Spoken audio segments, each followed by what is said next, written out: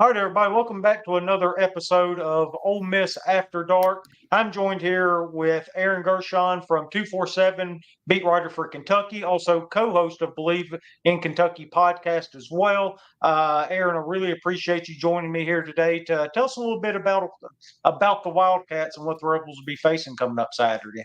Yeah, I appreciate you having me, and excited to go back to Oxford for the second time in 3 years here. There was a really fun trip in 2022, a game that went down to the wire, and it feels like Yeah. every at least all three of the Kentucky Ole Miss games I've covered and that Mark Stoops has been a part of, they've gone down to the wire. They've obviously gone Ole Miss's way, so hopefully we're in for another one where it comes down to the last play. Obviously, Ole Miss are heavy favorites, but I'm hoping that at least we have a game that can be very entertaining for both fan bases here Saturday. Yeah, absolutely. Me too. I was actually at the Ole Miss Kentucky game. Let me see. That would have been, was it 2019 when it was in Lexington? They 18, played something like that. the DK and Metcalf game. Yep, That was 17. Yep. 17. Okay, I knew that was during the Matt Luke era. That was Yes. my first trip to Lexington, and I've got to say it is my favorite SEC town, dude. I love that place. Yeah. I tell people all the time, like I stayed at the hotel right across from Rupp Arena. I can't remember what it was called, but I was right across the street from Rupp, and I never had to take an Uber, taxi, Yeah. anything, anywhere. Walked out of the hotel and it's like it's divided into two places. Right down in that area is like the non-college kid area, right, where you have all of these Yep. restaurants and bars and stuff, and throughout all these different blocks. And then you start walking up towards the stadium because I walked to the stadium from there, and that's where you would see all the college bars and stuff like that. Which, of course, I'd still stop into every one and grab a drink on the walk up, right? You know, There I you go. had to get hydrated before the game, so. Uh, Absolutely. a lot of fun in Lexington, though. I would encourage anybody the next time Ole Miss goes to Lexington, which should be next year as long as there's no changes Yeah, to the that's right. schedule. This thing's just flipping, right? Uh, any Ole Miss fan that hasn't been to Lexington, you've got to get up there. It is a ton of fun. But so you're coming to Oxford Saturday? I will be there. Yes, I'll be there covering. I was there, like I said, in 2022. So, great environment that game was down in 22, the Mm-hmm. stripe out. And I think they're trying to basically do the same thing again. So that should be really Yeah. fun. I'm excited for it. Yeah, me too. Well, look, talk to me about Kentucky a little bit. Let me start on the offensive side of the ball. You've got this, big quarterback transfer, Brock Vandegrift, coming in.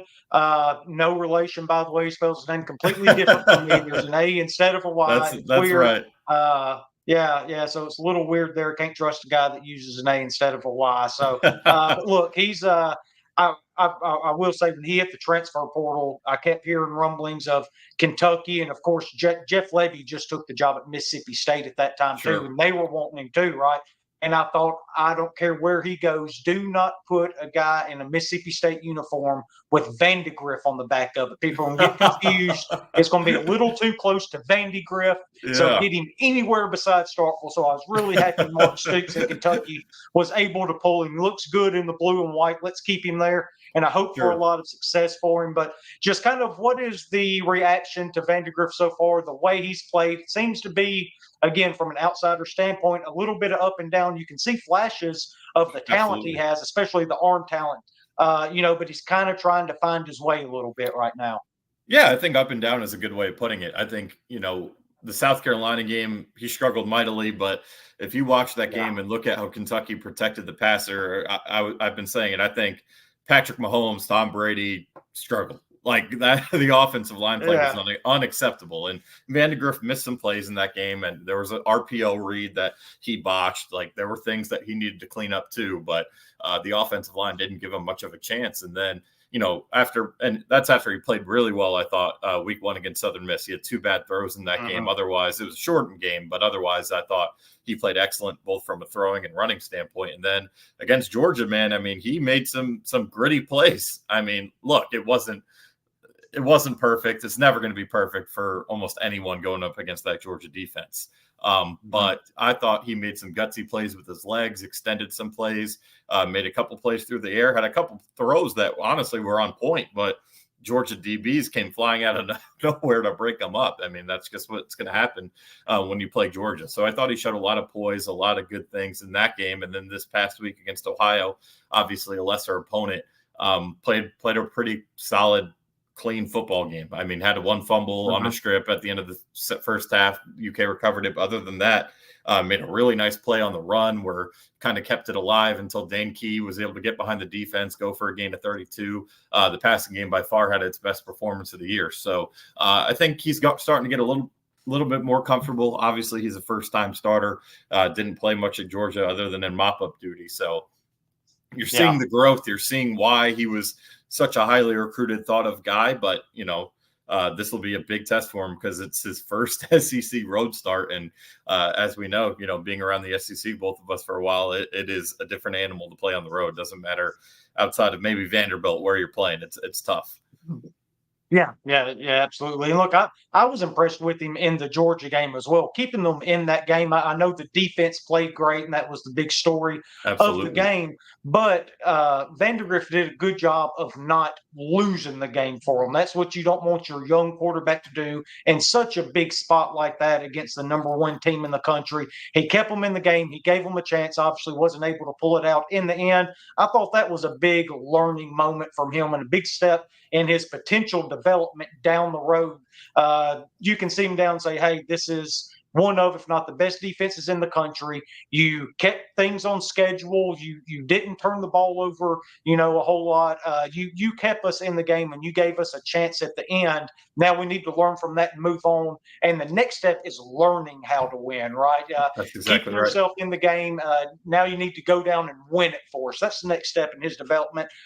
Again, super talented player. Wouldn't surprise me a bit if he ends up making that next step in the not too distant future. And look, he has an all-time great weapon out wide with Barry and Brown, right? It's a guy that Ole Miss fans know very, very well. Last time he was in Oxford, absolutely shredded us. If I see one kickoff that doesn't go 25 yards out of the end zone, yeah, that's the key I with am him. leaving my house, driving straight up to Oxford, somehow getting down on that field. Me and Lane's going to have ourselves a talk. It's hard enough to control him out wide on the field when y'all are on offense.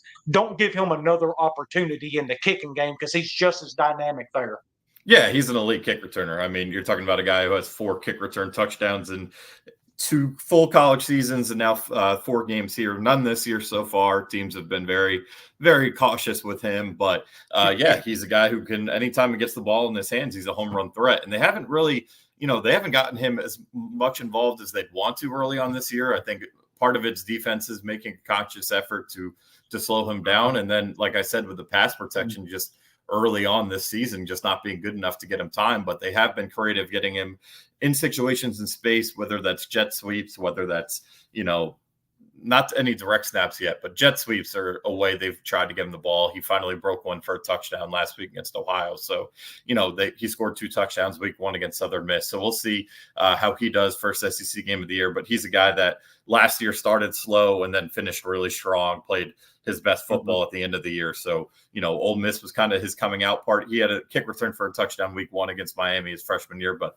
Ole Miss was kind of his coming out party in week 5 of the 22 season. Kentucky will look for that again this week. But the guy that's been their most consistent receiver, and really, I'd say even their most consistent receiver the last 3 years, just with Barry on a little up and down, home run or bust, has been Dane Key. I mean, you're talking about a guy who's 6'3". This year, he's added some muscle. He's up to 215. He was, when they played at Ole Miss 2 years ago when he was a freshman, he was 190. So he's put on serious muscle. He looks more the part. And last week, he had the best game of his college career, again, against Ohio. So you take it with a grain of salt. But, I think it was 8 catches for 145, and he hurdled the guy. That's pretty good no matter who you're playing. So he's a guy that's been just their steady Eddie in the receiver room. He's a real weapon. And I think what's been the biggest pleasant surprise for an offense that hasn't quite taken the jump they've wanted to yet from a passing game standpoint is they've run the ball better than I think they were even anticipating going into the year. And Chip Trayanum, who was their projected starting running back going into the season, could play Saturday against Ole Miss. We'll see. But the guys who have stepped up in the interim, Demi Sumo-Karnbe, who used to be at NC State, second year at Kentucky, senior, and then two freshmen, Jamarian Wilcox and Jason Patterson, especially Wilcox, man, have played really, really well. And that run game has been excellent. I mean, take out the sack yards, and they ran for over 200 against Georgia. I'd love to know, outside of Alabama and maybe a few others, if anyone's really been able to do that to Georgia lately. So their run game has been really solid. They want to keep building in the passing game. But in a game like this where Ole Miss can put up points and do it in a hurry, I know Ole Miss has been very, very good against the run. I think they're number one in the country. But I wouldn't be surprised if whether it's getting the ball in space to their running backs, whether it's, like I said, with jet sweeps with guys like Marion Brown, I wouldn't be surprised if it's a ground control strategy from Kentucky in this game at all, because they want to, yes, they trust their defense. Their defense is really good, but Ole Miss is just going to make plays. That's what they are on offense, and they're going to want to limit how many cracks at the bat they have at doing that. So that is my expectation for the offense this weekend. Yeah, and I'm glad you touched on that, because Trayanum and Key, those are two guys I was going to ask you about as well. Obviously, Trayanum coming back, potentially coming back. I haven't heard for sure if he's playing. It sounds like you don't know quite yet if he's playing or not. Yes, he's cleared medically, but they're seeing, because he broke his hand, so they're just seeing how the grip is, and we'll get those availability reports trickling out tomorrow. Yeah, and is another guy that I really want to touch on, because with Ole Miss, and look, with some fans, it drives people crazy a little bit, that the narrative around Ole Miss, we haven't played anybody. Well, I mean, you can get upset all you want to. It doesn't change the fact that we haven't played anybody. Lane Kiffin even said it. Yeah. I mean, and look, we've played some really good coaches. I was on Locked on Ole Miss, Stephen Willis's show earlier today, about 6 o'clock. If y'all haven't checked that out, go on over to Stephen's page. You can find me there to talk about this game a little bit as well. But my point was, we've played, Clawson at Wake Forest, Clay Helton last week at South Alabama. Derek Mason was a good coach. He was an SEC coach and a really defensive mind, a really good football coach. So we've played good coaches, but every time they step between the white lines, they've been out-athleted at literally every single position. Now I'm interested to see what we can do against a really good coach. Mark Stoops has proven he is a really, really, really good football coach. Longest tenured SEC coach right now, has done an incredible job at Kentucky. And now the competition level steps up with Key and Brown on the outside. That's kind of been the weakness with Ole Miss. There's been a lot of defensive penalties on the backside of that defense. We're still trying to figure out exactly what we're trying to do. This is why I think it's going to be such a good test for Ole Miss, for us to get more of a grasp of what we're really dealing with defensively, because I think up front defensively, with Walter Nolan, J.J. Pegues, potentially Jared Ivey back, Princely Umanmielen, Suntarine Perkins. I mean, we've got guys on that front that's going to wreak havoc on almost any team in the country. It's one of the best front fours, fives, and then you add in the Footballs, Corey Coleman. We've got linebackers behind them as well. I want to see what the backside of this defense will be able to do against the weapons Kentucky's bringing in. You touched on the offensive line, the Kentucky offensive line, a little bit, how they've struggled in pass protection. We talked about that a little bit earlier on the show as well, that I think that's where the big advantage is for Ole Miss, because we have such a good pass rush. We have those guys up front. What do you think they need to do to try to slow down this Ole Miss pass rush, slow down these guys up front? I know you talked about jet sweeps and stuff like that, keeping people in motion. Is this more of a keep it to the boundary type thing and make somebody make a play? That's kind of my expectation. I think that, and I think trying to get the quick passing game. Last week, I think early into, they wanted to. Obviously, again, playing Ohio, you expect to win that game. And I think early they were doing what they had to win the game. And then they started to, take some shots and try to work on themselves. So I think something I noticed, which we didn't see the first 3 weeks, is a lot more screen pass, a lot more in the screen game, a lot more quick hitters to the receivers, a lot more just getting that ball out quick. And in the pass game, and it was working. It really was. So I wouldn't be surprised if you see more of that again, just to keep Ole Miss off balance a little bit, try to soften them up a little bit in the run game so you can run the ball. But Bush Hamdan is a guy that the offense coordinator, he wants to be aggressive so badly, so much so where I think, everyone was up in arms when they punted on 4th and 8 against Georgia at their own 47 or at the Georgia 47. And I was fine with it because that's how they got to that point in the game. And Georgia just had gone 3 and out their last position. Kentucky played Georgia that well because of defense and field position. What was so frustrating was Kentucky on the drive that ended at that 47 is they went from the 16 to the 47 exclusively on the ground, and they had a 2nd and 8 2 plays before the 4th and 8 they punted on, and they threw the ball, and it was almost too aggressive in that point. So Bush Hamdan, I'm saying that because he's going to want to test Ole Miss's DBs. I think they ranked 69th against the pass so far. Again, it's hard to judge where teams rank and don't rank this early, but that's probably what Kentucky sees as the weaker point, if you would, in their defense. Not they definitely know how good the front seven is, especially with Walter Nolan and Paul, the 2 guys they keep circling. So I am going to be curious to see. I do expect them to still take shots, and because they want to be aggressive badly, but I think a lot of quick game and trying to soften them up a little bit so they can run the ball. And that is the one element. Kentucky's offensive line, while they have not pass protected well, they, for whatever reason, they run block really, really well. Like the running backs are doing a good job, but the O-line's getting good push. So I will be curious to see just how effective they'll be because they did it against a really good Georgia front. They ran the ball well on South Carolina. That was really the only thing they did well in that game. So we'll see if they can do it against another elite front seven here. Yeah, and I think kind of what you're talking about, that they were so good in the run blocking as opposed to the pass blocking. I think that says a lot about the culture that Mark Stoops has set over the years at Kentucky. No matter who they had, the type of athletes they had, the one thing that you could guarantee every single time you played the Kentucky Wildcats since Mark Stoops took over is it was going to be physical as hell from the opening whistle to the final whistle. He was going to get in your ass and he was going to try to hit you in the face. And you knew you were going to be in a fight by the time that game was over. I want to switch over to the Kentucky defense a little bit. We talked about the Kentucky offensive line. The defensive line, that's another point of emphasis for me because, again, huge step up in competition. Y'all have already played South Carolina. Y'all have played Georgia. We haven't played teams of that caliber quite yet. And Ole Miss, in particular, on the offensive line, we've really dealt with injuries on the interior, the centers, the 2 guards, those 3 spots. We've had 3 guys out for the majority of the year. Hopefully, we're getting one back, Jerquan Scott, the transfer from Southern Miss. It's hopeful that he will be able to play and take back over the center duties. Caleb Warren was the incumbent center coming in. Sounded like Scott beat him out in camp. And then the season started, and both of them were injured, and neither were available to play for us. So we go with McIntyre there at center, who's done a fine job. Nothing against McIntyre. He has played a very good center so far. Scott came in not against Georgia, against Wake, and they didn't put him at center. They played him at guard that game. It was kind of talked about that was maybe an acclimation type thing, but maybe he'll be back at center this week. All stuff we'll find out come Saturday. Nobody knows right now.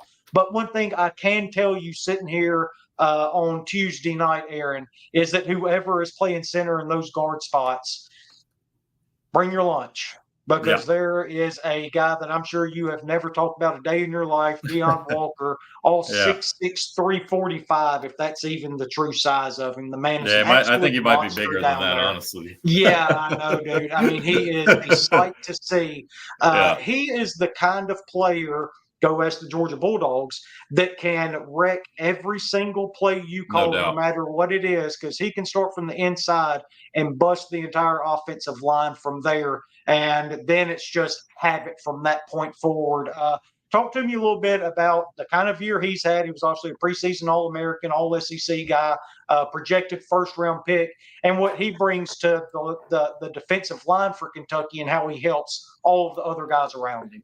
Yeah, you hit it really well. I mean, he just affects every single play, and it doesn't necessarily. Last year, it showed up in the stat sheet more so than showing up so far this year. But you watch him, man, and he's drawing double and triple teams, play in and play out. It's teams are afraid of him, as they should, and he's still been able to make some plays. And things that don't pop up in the stat sheet are, he had a play on third down where he got in Carson Beck's face, and Beck had no vision on the throw, threw it away, incomplete pass leads to a punt.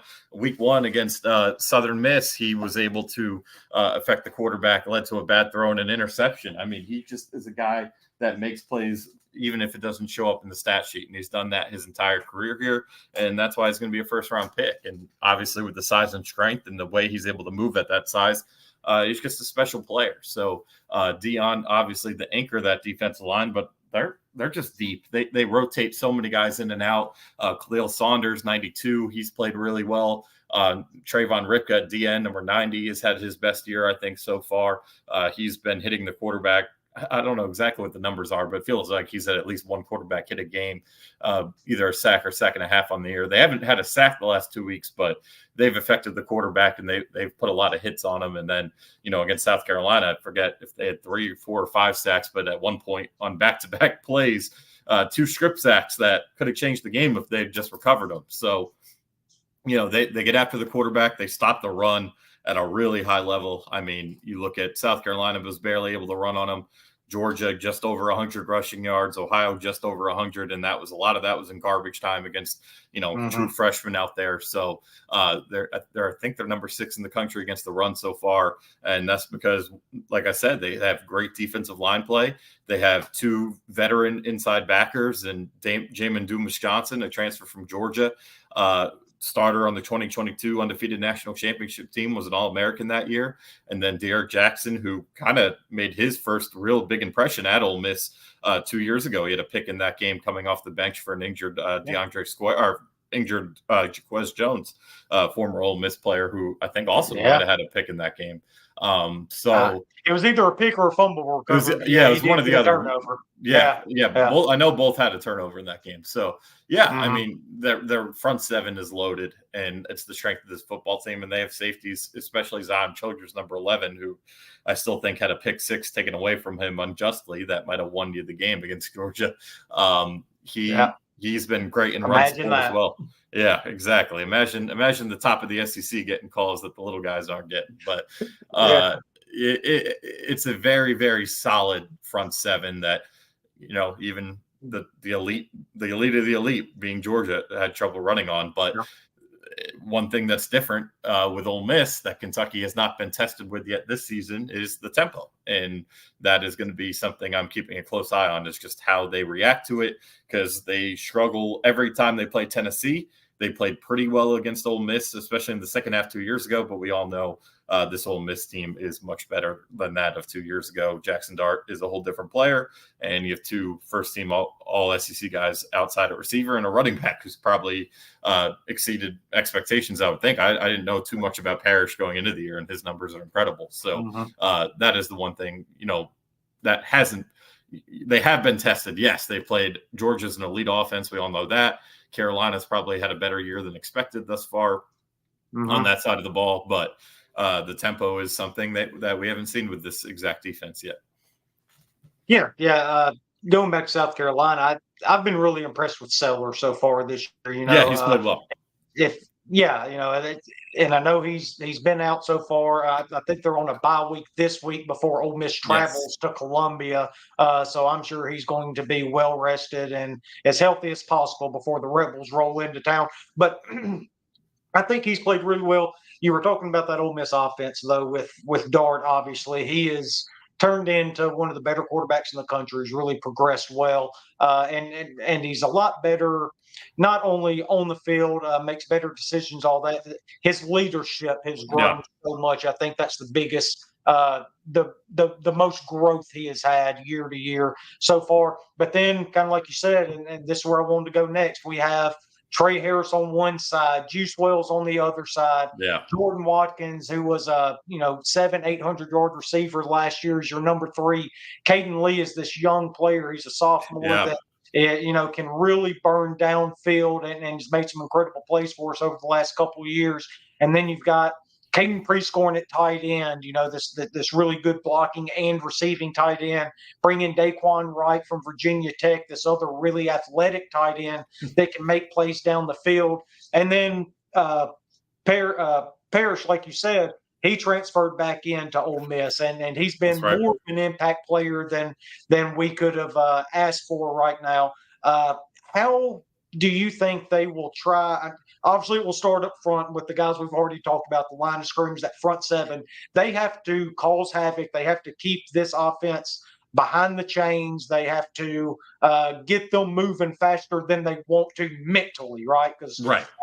On the field, they're going to try tempo, keep this thing going. But you need them to swim in their heads a little bit and speed the game up from that standpoint. But just talk briefly about the challenge, about covering all of these weapons Dart has and how good he's been at making decisions, getting it to the right person as well. Yeah, it's going to be a massive challenge for UK's DBs and the safety, or the whole secondary, and then the outside backers too, who have to assist in coverage. I mean, I think this is by far the best skill position group in the SEC this year. I mean, Georgia has a lot of talent. I just don't think their depth at wide receiver and what they have at starting running back. I mean, Etienne's a really good player. Kentucky, just for whatever reason, all 3 years has really played well against him.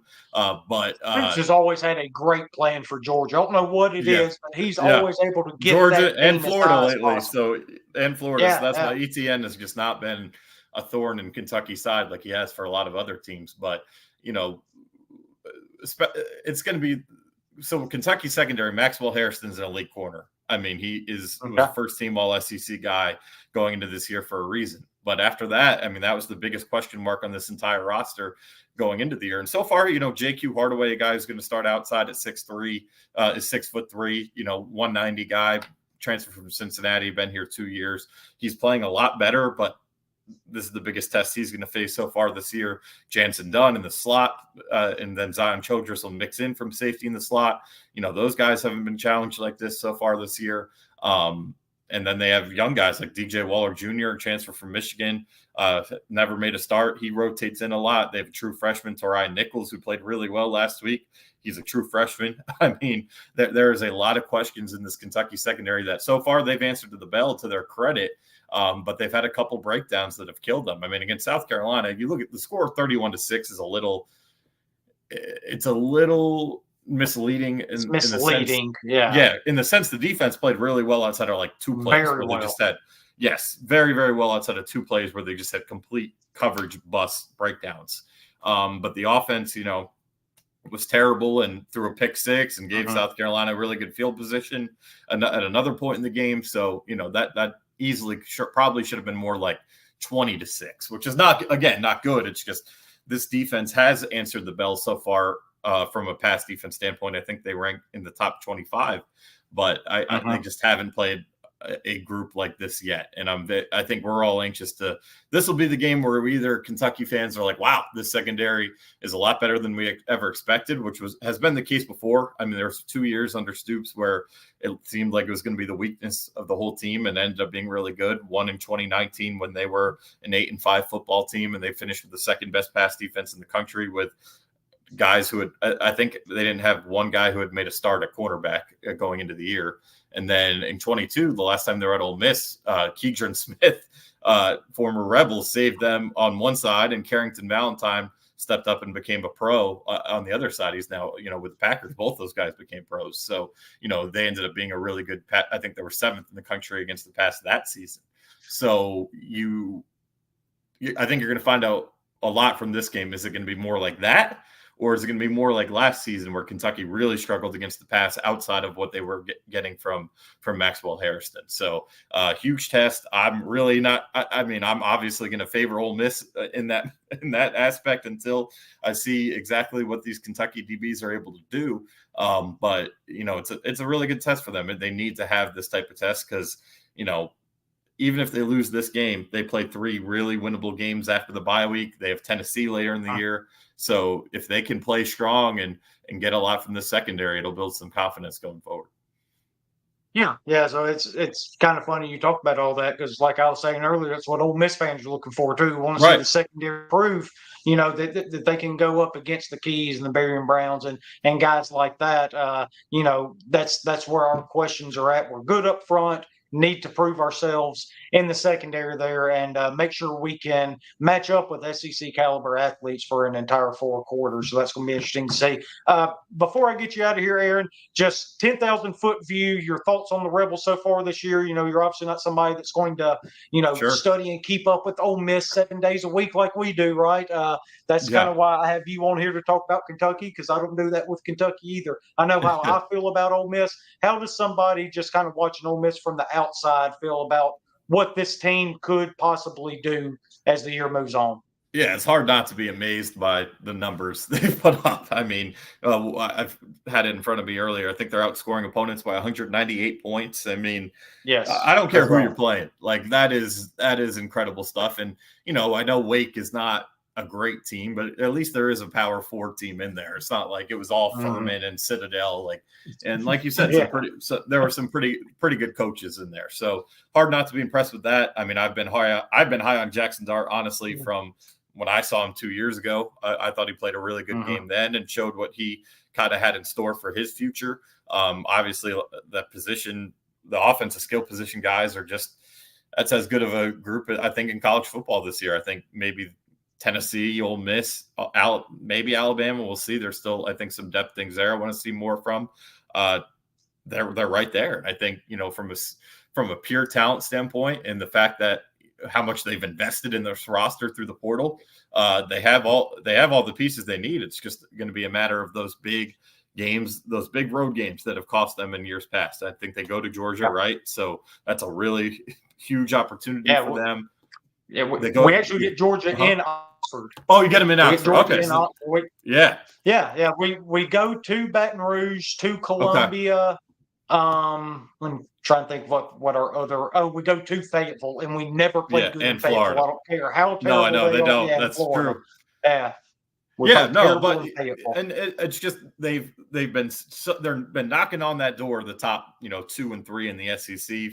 I think they've kind of gotten to that 3-4 spot, and now the opportunity is there for them. They'll play Georgia at home.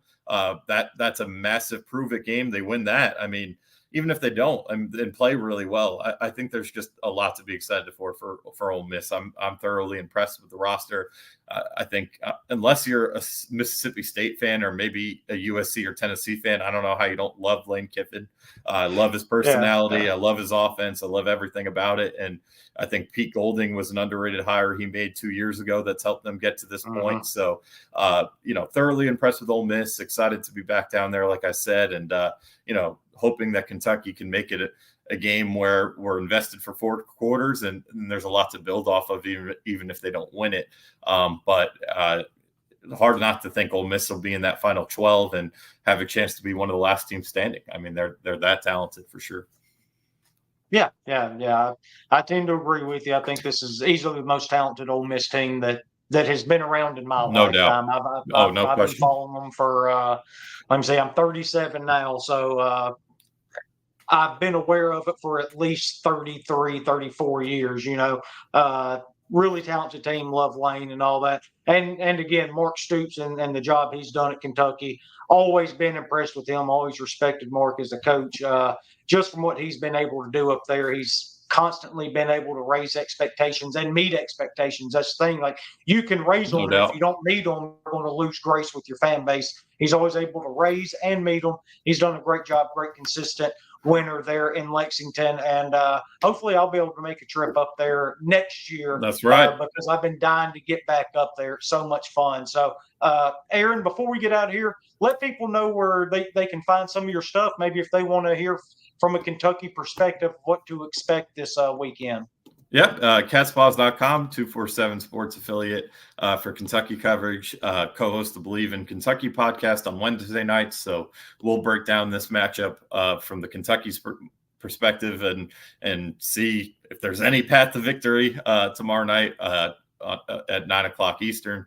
And then locally here in Kentucky, we have our biweekly magazine that we're in season, and then basketball yearbook coming for basketball season. Obviously, a very highly anticipated basketball season coming up here as well. I know that same with that being the case in Oxford too. So all good stuff. Busy time of the year, but always a lot of fun. And looking forward to this first road trip of the year for Kentucky on Saturday. Good deal, man. Well, Aaron, look, I really appreciate you taking the time out to do this with me. Very informative. Got to know a lot about Kentucky, a lot of stuff that I was wondering going into Saturday. Sounds like it's going to be a matchup between teams that really want to figure out what the hell their secondary is and what they can and can't do, right? So I would say so. Yeah, I'd say both teams in the secondary, and then Kentucky, if see what they can do offensively. I still think they're trying to build an identity on that side of the ball a little bit. So if they're able to do some damage in any way possible against an elite defense, especially defensive front like Ole Miss, they'll take away some positive from this game regardless of the score. Yeah, couldn't agree more. All right, buddy, we'll go ahead and get out of here. Appreciate your time again, man, and safe travels to Oxford, and good luck this weekend. Appreciate it.